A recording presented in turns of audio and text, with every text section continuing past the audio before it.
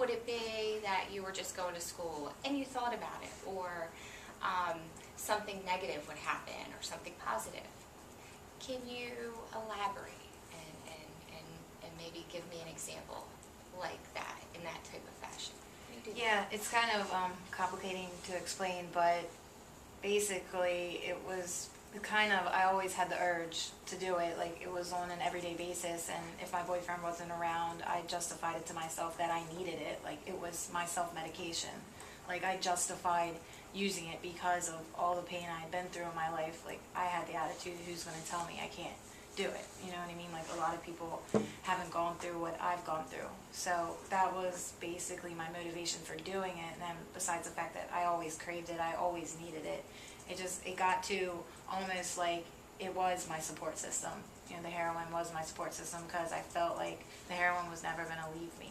You know, I always had that to count on. I didn't have anybody else to count on.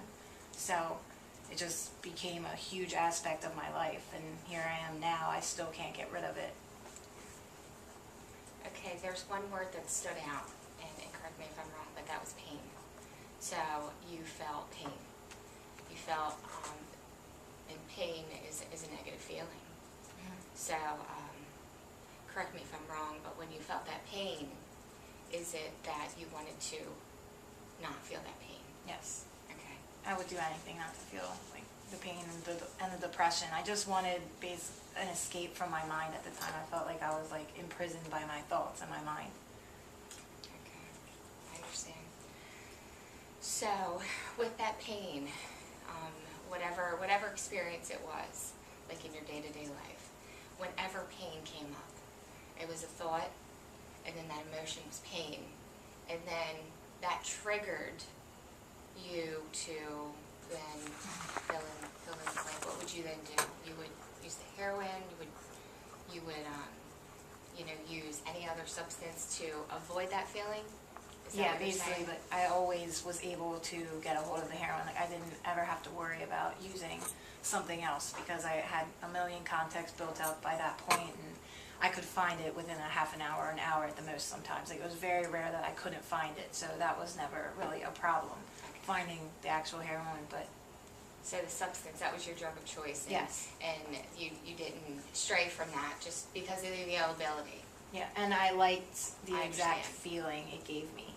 It cured all my pain. Like, that was my euphoric feeling, and the high obviously was amazing, and that did it for me. Nothing else would. Okay.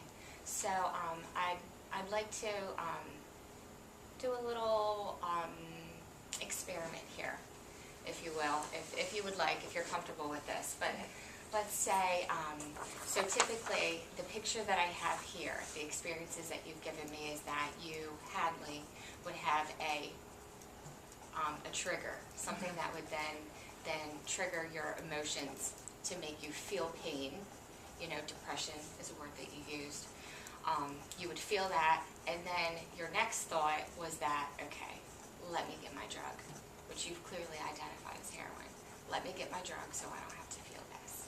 Mm-hmm. So let's say that you change that thought. You know, okay, it's not going to be let me get my drug. You choose, out of all the different things that you have in your life, something that you view as positive. You replace that with something of your choice. What would you do? What would you put in that place? I'd probably go for a walk or try to do something positive like I used to do when I was younger, which was play sports or work out. Just try to do anything that, like, what the old me would have done. Yeah. Okay. And you say old me, so that means that you had these personal experiences. You know, it's not foreign. Yeah. You know, I think that's wonderful, because that's also a strength that you have. You know, because you've lived it. Mm-hmm. You know, it's just a matter of redirecting, you know, starting this change process. Have you ever done any journaling or, you know, writing? Is that something that you enjoy doing, or you've done in the past? When I used to go to college, I used to write, but I never really wrote down my feelings. I've never done it before. What is your thoughts and feelings on that? Is that something that you would be interested in taking part of? Yeah, I would definitely try it out. Okay. All right, awesome. Well, if you're comfortable with that, I do have a task that you could do, and my thoughts on this is that you could, every time you have a painful feeling or an emotion or a thought that is based around your drug, to then redirect yourself. It's almost like, okay, you recognize that you feel that, and or you think that, or you feel that, and then to go to your journal. And the journal can be anything. You know, Okay. it can be, you can be as creative as you like. You know, it could be a notebook, it could be a little, you know, couple loose sheets of paper. It could be a computer. Okay. Whatever is to your liking. You tailor it to you. This is yours, Hadley. Okay. And whenever you get those thoughts or feelings or those urges, to then journal. And next week, bring it in. Okay. And if you're comfortable with that, bringing that in and sharing that with me, so then we can dig a little deeper. Okay. You know, how does that sound? That sounds good. Okay. Wonderful. Well, we're about out of time. Okay. And I want to thank you for coming in, and it was great to meet you. And I Same look here. forward to going through the journal with you. Me too. Okay. Thank you. Look at that.